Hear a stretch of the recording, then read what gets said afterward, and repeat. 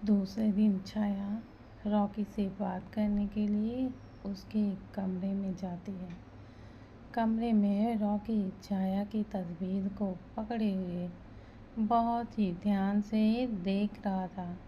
छाया की आगे बढ़ने की हिम्मत ही नहीं थी, लेकिन फिर भी वह कदम बढ़ाते हुए आगे रॉकी के पास जाने लगती है।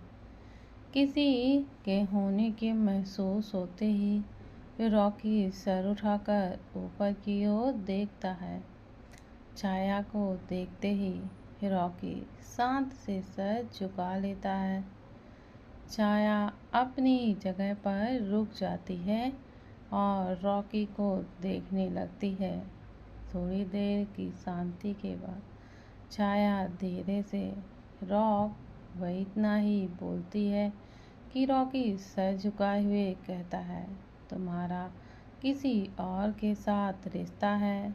तुमने मुझे ये क्यों नहीं बताया? यह सुनते ही छाया के चेहरे पर दर्द के भाव उभरने लगती है। छाया कुछ बोलने थी उससे पहले रॉकी कहता है, अगर तुम पहले बता देती तो मैं तुम्हें ज़बरदस्ती अपने रिश्ते में कभी बांध कर नहीं रखता। छाया खुद को संभालते रॉकी के कंधे पर हाथ रखकर, रॉक, मेरा किसी और के साथ कोई भी रिश्ता नहीं है। रॉकी छाया के हाथ को झटककर उस पर चिल्लाते हुए, तो तुम प्रेग्नेंट कैसे हुई? जहाँ तक मुझे याद है मैं तो कभी तुम्हारे इतने करीब नहीं गया। इसका मतलब तो यही हुआ ना कि तुम मेरे पीठ पीछे किसी और, वह इतना ही बोलता है कि एक जोरदार थप्पड़ उसके गाल पर पड़ जाता है। रॉकी सर उठाकर देखता है तो छाया बहुत ही गुस्से में खड़ी हुई थी। रॉकी अपने गाल पर हाथ रखता है। छाया गुस्से से कहती है, बस बहुत हुआ। तुम समझते क्या हो मुझे? मैं कोई बदचलन लड़की हूँ? बिना सच जाने तुम मुझ पर इतने गंदे इल्ज़ाम कैसे ही लगा सकते हो? तुम मुझे बहुत हर्ट करते हो रॉक। उस बार तुमने मुझे चीटर कहा और आज तुम मुझे इतना बोलते ही छाया रुक जाती है। कुछ देर तक देखने के बाद छाया रोते हुए कमरे से बाहर की ओर निकल जाती है। रूहानी अभी नहाकर बाहर आई थी। वह बस एक टॉवल में ही थी। अचानक से दरवाज़ा खोलकर वंश आता है। ओए भाभी की साली, भाभी बुला रही हैं। इतना बोलते हुए उसकी नज़र रूहानी पर चली जाती है। रूहानी वंश के आने से उसकी ओर पलट जाती है। वंश नीचे से ऊपर तक रूहानी को देखता है। इस वक्त रूहानी बहुत ही ज़्यादा हॉट लग रही थी। रूहानी धीरे धीरे वंश की ओर कदम बढ़ाने लगती है। वंश हैरानी से रूहानी को देखता है। रूहानी वंश के पास जाकर अपनी बाहें उसके गर्दन पर लपेट लेती है और उसकी आंखों में देखकर कहती है, मैं कैसी लग रही हूँ वंश? वंश अनायास में जवाब देता है, वेरी हॉट। रूहानी मुस्कुराते हुए वंश के गालों पर किस करती है। रूहानी के किस करते ही वंश के चेहरे पर एक खुशन आकर टकरा जाता है। वंश को जब जैसे होश आता है वह सामने देखता है जहाँ रूहानी उसे घूर कर देख रही थी। वंश रूहानी को इतने दूर खड़ा देखकर अपने गालों को छूता है। रूहानी वंश पर चिल्लाते हुए, इडियट, तुम्हें शर्म नहीं आती एक लड़की को टॉवल में देखते हुए? रूहानी की आवाज़ सुनते ही वंश रूहानी को देखता है। अब उसे समझ आता है कि अभी जो भी उसने देखा था वह बस एक भ्रम था। वंश जल्दी से रूहानी से नजरें हटाए हुए ही कहता है, वो तुम्हें भाभी बुला रही हैं। और एक बात, जब तुम चेंज करो तो दरवाजे को लॉक कर देना। इतना बोलते ही वंश वहाँ से चला जाता है। रूहान एक नज़र उसे देखकर अपने ड्रेस को लेकर चेंजिंग रूम में चली जाती है। बैंकॉक में स्वरा अपने कमरे में थी, तभी उसे रूहान की जोर जोर से चिल्लाने की आवाज़ें सुनाई देती हैं। स्वरा, स्वरा, स्वरा भागते हुए कमरे से बाहर आकर देखती है तो हॉल में बहुत सारे बॉडीगार्ड्स रूहान को पकड़कर रखे हुए थे और रूहान खुद को छुड़ाने की कोशिश कर रहा था। अचानक रूहान की नज़र स्वरा की ओर चली जाती है। उसे देखते ही रूहान कहता है, स्वरा प्लीज़ मेरी बातें सुनो।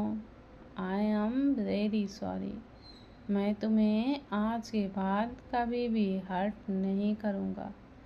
स्वरा अपने कदम बढ़ाती उससे पहले ही उसे अपने कंधे पर सांसों का एहसास होता है। स्वरा को यह महसूस हो जाता है कि यह कौन है। भैरव धीरे से स्वरा के कान में कहता है, सोना तुम्हें रेस्ट करना है, तुम भूल गई। स्वरा सहमी हुई नज़रों से भैरव को पीछे मुड़कर देखती। भैरव प्यार से स्वरा के गाल को छूते हुए कहता है, सोना मुझे तुम्हारे चेहरे पर ये एक्सप्रेशन बिल्कुल भी पसंद नहीं है। अगर तुम नहीं चाहती कि मैं इसे मार डालूं तो यहाँ से कमरे की ओर चली जाओ। स्वरा एक नज़र रूहान को देखकर कमरे की ओर बढ़ने लगती है। रूहान उसे जाते हुए देखकर चिल्लाते हुए, स्वरा मैं तुम्हारे बिना नहीं रह सकता। स्वरा स्वरा यह सब सुनकर भागकर कमरे में चली जाती है और रूम को लॉक करके दरवाजे से टिककर बैठे हुए रोने लगती है।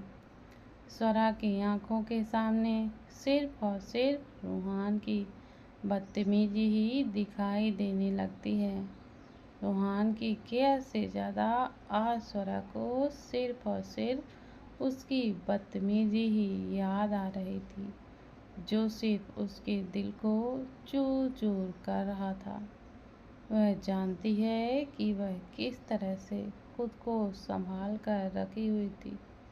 रूहान के चिल्लाने की आवाज़ अब रूम तक आ रही थी, जिसे सुनकर स्वरा फूट फूट कर रोने लगती है। वहीं हाल पर भैरव अपनी सर्द नज़रों से रूहान को ही देख रहा था। भैरव सर्द आवाज़ में कहता है, तुम्हारी वजह से मेरी सोना बहुत ही ज़्यादा हर्ट हुई है। उसे तुमने बहुत हर्ट किया है। इतना बोलते ही भैरव रूहान के मुंह पर एक पंच मारता, जिससे रूहान के मुंह से खून निकलने लगता है। रूहान भैरव को इग्नोर करके फिर से उस पर चिल्लाता है, स्वरा तुम मुझे जो भी सज़ा देना चाहती हो दो, मैं उसके लिए तैयार हूँ, लेकिन प्लीज़ मुझसे जुदा मत हो। भैरव फिर एक बार पंच रूहान के मुंह पर मारता है। रूहान की नज़र अब भैरव की ओर चली जाती है। भैरव अब थोड़ा दूर होकर अपने हाथों को रुमाल से पोंछता है जिस पर खून लगा हुआ था। उसके बाद बॉडीगार्ड को इशारा करते हुए कहता है, इसे तब तक मारो जब तक कि इसके मुंह से आवाज़ आनी बंद ना हो जाए, और कहीं भी फेंक कर आ जाना। इतना बोलते ही भैरव सोफे पर बैठ जाता है भैरव के कहने के मुताबिक बॉडीगार्ड बहुत बुरी तरह से रूहान को मारने लगते हैं। 1 घंटे तक लगातार रूहान मार खाते हुए बेहोशी की हालत में आ जाता है। उसके पूरे शरीर से खून बह रहा था। उसका खून फर्श पर जगह जगह दिखाई दे रहा था। ये देखकर भैरव अपनी जगह से उठकर स्वरा के कमरे की ओर बढ़ जाता है। वह रूहान अपनी आंखें खोलने की कोशिश करते हुए स्वरा के कमरे की ओर देखने लगता है। बॉडीगार्ड ने रूहान को इतनी बुरी तरह से मारा था कि वह अपनी आंखें तक नहीं खोल पा रहा था। 2 बॉडीगार्ड रूहान के दोनों हाथों को पकड़कर खींचते हुए बाहर की ओर लेकर चले जाते हैं। वहीं कुछ सर्वेंट आकर जल्दी से फर्श को साफ करते हैं। बॉडीगार्ड्स गाड़ी से एक सुनसान सड़क में फेंक कर आ जाते हैं। रूहान जख्मी हालत में भी स्वरा का नाम ही लेता है और बेहोश हो जाता है। इधर भैरव स्वरा के सर को सहलाते हुए उसे पानी पिलाता है। स्वरा धीरे से कहती है, आपने उसके साथ क्या किया? भैरव गिलास को साइड में रखते हुए कहता है, ज़्यादा कुछ नहीं किया सोना। तुम उसकी छोड़ो और अपनी हालत को देखो। रो रो कर क्या हाल बना दिया है अपना। भैरव रुमाल को निकाल गीला करके स्वरा के चेहरे को पोंछता है, फिर उसके माथे को चूमकर उसे गले से लगा लेता है। स्वरा भी चुपचाप उसके गले लग जाती है। भैरव स्वरा की पीठ को सहलाते हुए, सोना तुम्हें पता है ना, जब मैंने तुम्हें पहली बार देखा था तब तुम बच्चों के साथ खिलखिलाते हुए हंसकर खेल रही थी। बहुत मासूम सा चेहरा। उस दिन मैं हर वक्त तुम्हें देखने आता, सिर्फ तुम्हारी मुस्कुराहट देखने आता। तुम्हारी आदत ने मुझे तुम्हारा दीवाना ही बना दिया। लेकिन जब मैंने तुम्हारे बारे में जाना तो मैं खुद सदमे में आ गया कि तुम और मैं एक ही कोख से पैदा हुए हैं। मैं तुम्हें छोड़ देता सोना, लेकिन तुम्हें पता है ना सोना कि मैं नॉर्मल नहीं हूँ। मैं अपने दिमाग को कंट्रोल बिल्कुल भी नहीं कर सकता। लेकिन एक तुम ही हो जिसने मेरे दिमाग को कंट्रोल किया हुआ है। तुम्हें मैं अपने हमेशा करीब रखना चाहता हूँ। तुम्हें हमेशा खुश देखना चाहता हूँ, बस, और मुझे कुछ भी नहीं चाहिए। सिंघानिया बिला। विकासा जी आंखें बंद करके लेटी हुई थी। उसके चेहरे पर परेशानी के भाव दिखाई दे रहे थे। विकासा के आंखों के सामने एक सीन चल रहा था जिस पर 2 लड़कियों की धुंधली सी तस्वीर दिखाई दे रही थी। दोनों पहाड़ी के ढलान पर खड़े थे। एक लड़की प्रेग्नेंट थी और दूसरी लड़की पहाड़ी की चोट पर खड़ी हंस रही थी। तभी प्रेग्नेंट लड़की अचानक आगे जाकर उस लड़की को धक्का दे देती है। उस लड़की की चीख निकल जाती है।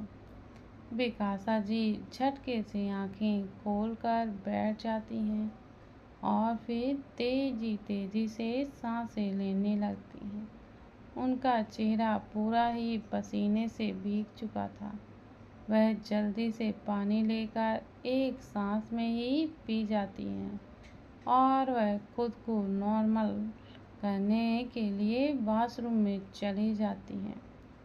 जेल में निहार राठी के सामने एक आदमी बैठा था। वह निहार राठी को देखते हुए कहता है, मालिक, सिंघानिया आज आपके पोते का पता लगाने की कोशिश कर रहे हैं। यह सुनते ही निहार राठी हंसने लगता है। वह हंसते हुए ही कहता है, जगह जगह ढूंढे, जंगल में ढूंढे या पूरे देश में ढूंढे, मिलेगा ना कोई उन्हें, क्योंकि वहाँ छिपाया है मैंने उसे, जहाँ वो कभी सोच भी नहीं सकते। वो कहते हैं ना, दुश्मन को युद्ध से नहीं, कभी कभी रिश्तों के जाल में फंसाकर भी हराना चाहिए। पहुना देवी के पैरों तले जमीन खिसक जाएगी जब एक सच बाहर आएगा। फिर बेफिक्री से लेटते हुए कहता है, ढूंढने दो उन्हें मेरे पोते को, कब तक ढूंढते रहेंगे, ढूंढते ढूंढते हार जाएंगे, लेकिन कुछ हाथ नहीं लगेगा। वह आदमी बस निहार राठी को देखता रहता है। सिंघानिया बिला। दिव्या कमरे में मुस्कुराते हुए बहुत ही प्यार से पालने को सजा रही थी। बच्चे के लिए दिव्या इतनी ज़्यादा एक्साइटेड थी कि अब तो उसे इंतज़ार भी नहीं हो रहा था। आदित्य, जो कि अभी ऑफिस से बाहर आया, वह दिव्या को दरवाजे पर टेक कर मुस्कुराते हुए देख रहा था। आदित्य धीरे धीरे आगे बढ़कर दिव्या को पीछे से हक कर लेता है और अपना चिन उसके कंधों पर रख कर कहता है, वाइफी, बेबी को आने में अभी पूरे के पूरे 6 महीने बचे हुए हैं। दिव्या तुरंत कहती है, मिस्टर हस्बैंड, मुझे बिल्कुल भी इंतजार नहीं हो रहा है। आदित्य दिव्या को अपनी ओर पलटकर मुस्कुराते हुए कहता है, वाइफी, अब इंतजार तो करना ही पड़ेगा, लेकिन इस बीच मैं बहुत तड़पने वाला हूँ। दिव्या कंफ्यूज होकर आदित्य को देखती है। आदित्य सिर झुकाकर दिव्या के गाल पर बाइट करते हुए कहता है, तुम्हें खा जो नहीं सकूंगा। यह सुनते ही दिव्या के गाल शर्म से लाल हो जाते और वह अपनी पलकों को झुका लेती है। आदित्य हंसते हुए दिव्या के गालों को खींचते हुए कहता, you are so sweet wifey. Divya मुस्कुराते हुए आदित्य के सीने से लग जाती है। थोड़ी देर बाद वो दोनों अलग होते हैं। दिव्या आदित्य का हाथ पकड़कर पालना को दिखाते हुए कहती है, देखिए, ये अच्छा तो लग रहा है ना। मुझे लगता है इसे और थोड़ा डेकोरेट करने की ज़रूरत है। आदित्य दिव्या को बेड पर बैठा कर आता है, आज के लिए बस इतना ही काफ़ी है। आदित्य दिव्या की साड़ी को थोड़ा साइड करके उसके पेट पर हाथ फेरता है, फिर झुककर दिव्या के पेट को चूमकर दिव्या को देखकर कहता है, मेरा बेबी अब थक चुका होगा, अब उसे रेस्ट की ज़रूरत है। चलो अब आराम से लेट जाओ। इतना बोलते हुए आदित्य दिव्या को बेड में अच्छे से लेटाता है। दिव्या आदित्य को देखकर, मिस्टर हस्बैंड, मुझे क्रेविंग हो रही है। आदित्य दिव्या से, हाँ बोलो, क्या खाना है, मैं तुम्हें ला दूँगा। दिव्या धीरे से कहती है, ओ मुझे इमली खानी है। आदित्य यह सुनकर मुस्कुराते हुए कहता है, ठीक है, मैं अभी लेकर आता हूँ। आदित्य कमरे से बाहर जाने लगता है कि उसे बिकासा जी की आवाज़ आती है, आदि, इस वक्त आप कहाँ पर जा रहे हैं? आदित्य रुककर जवाब देता है, माँ, वाइफी को इमली खाने का मन कर रहा है।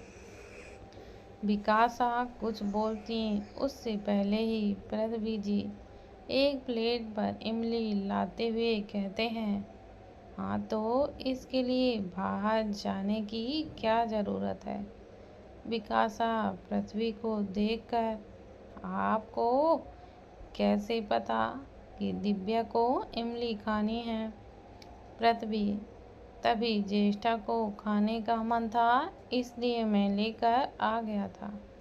इतना बोलते हुए पृथ्वी आदित्य को प्लेट दे देते हैं।